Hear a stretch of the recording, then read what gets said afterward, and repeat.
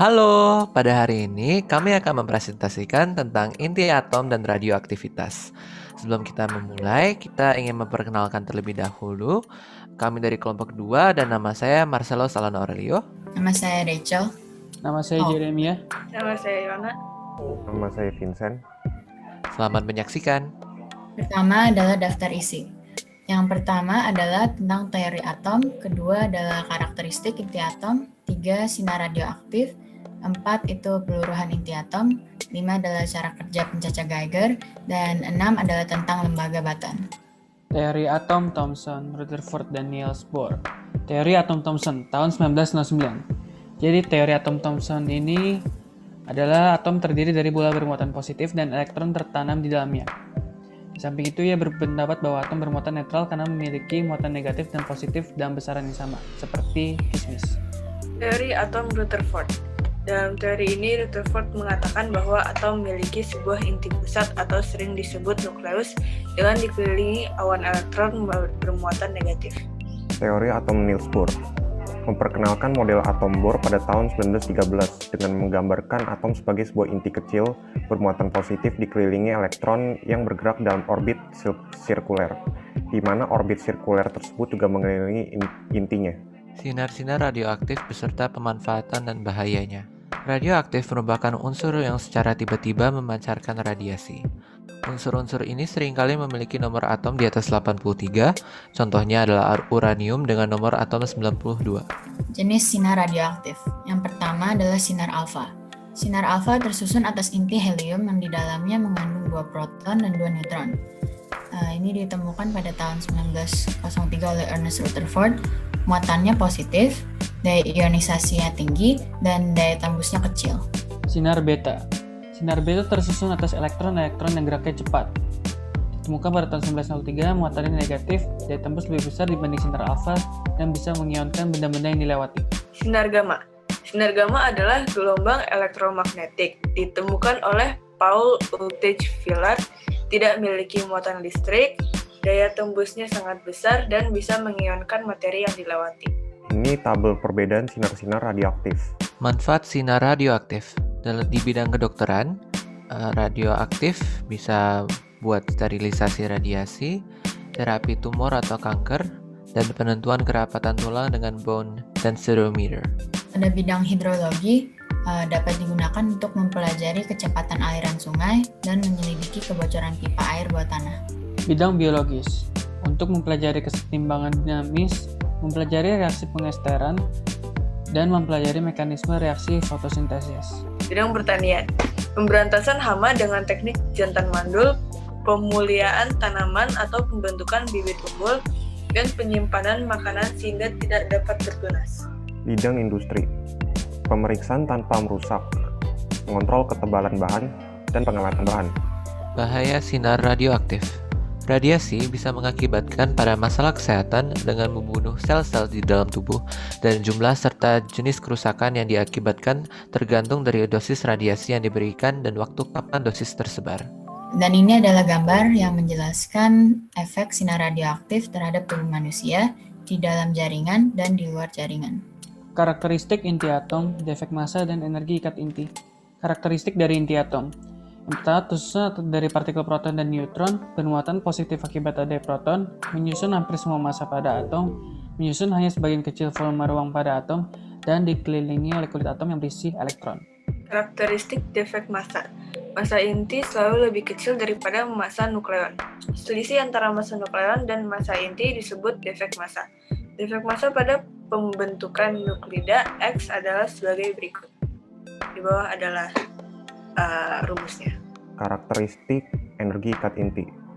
Energi pengikatan inti atau energi pengikatan nuklir adalah energi terkecil yang dibutuhkan untuk memecah sebuah atom menjadi bagian-bagian penyusunnya, yaitu proton dan neutron.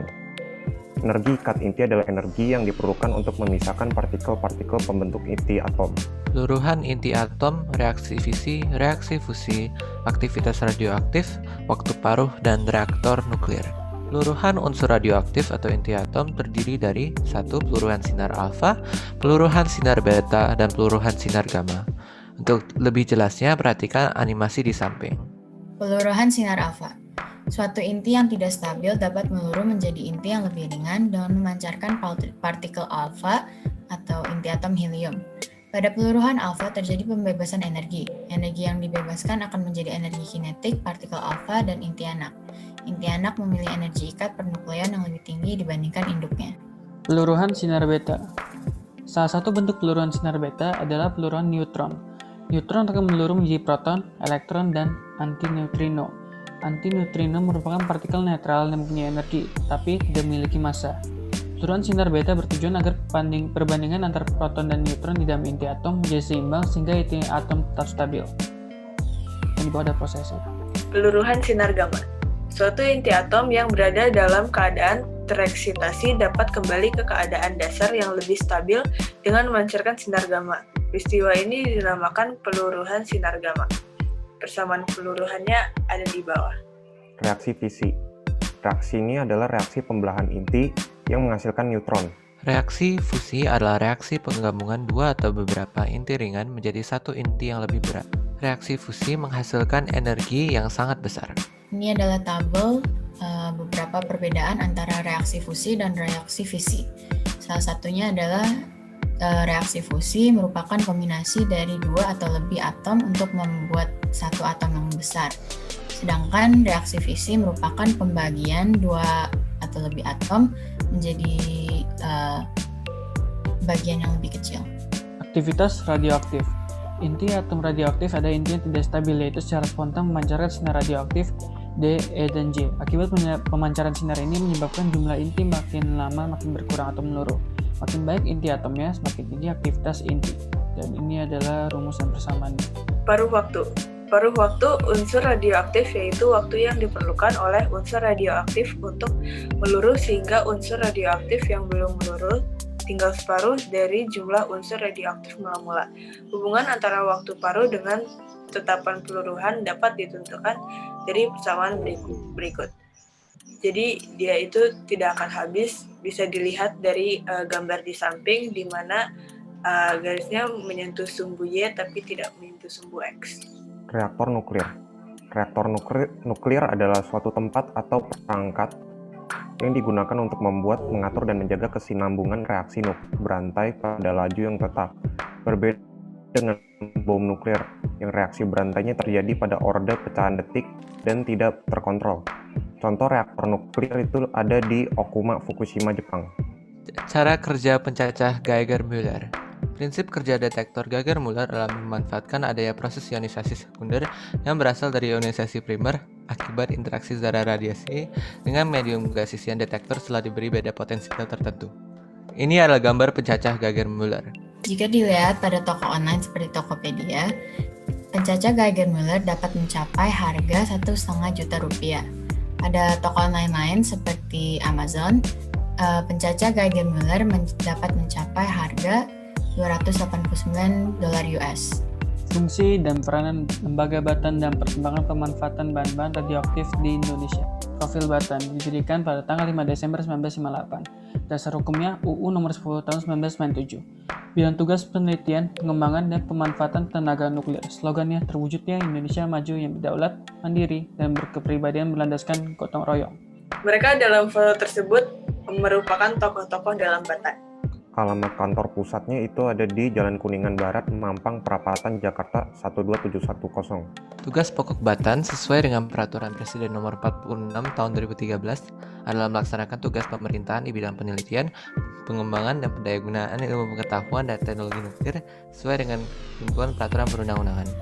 Penelitian, pengembangan, dan pendayagunaan ilmu pengetahuan teknologi nuklir di Indonesia hanya diarahkan untuk tujuan damai dan sebesar-besarnya untuk kesejahteraan rakyat Indonesia.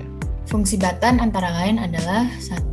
Pengkajian dan penyusunan kebijakan nasional di bidang penelitian, pengembangan, dan pendayagunaan ilmu pengetahuan dan teknologi nuklir. 2.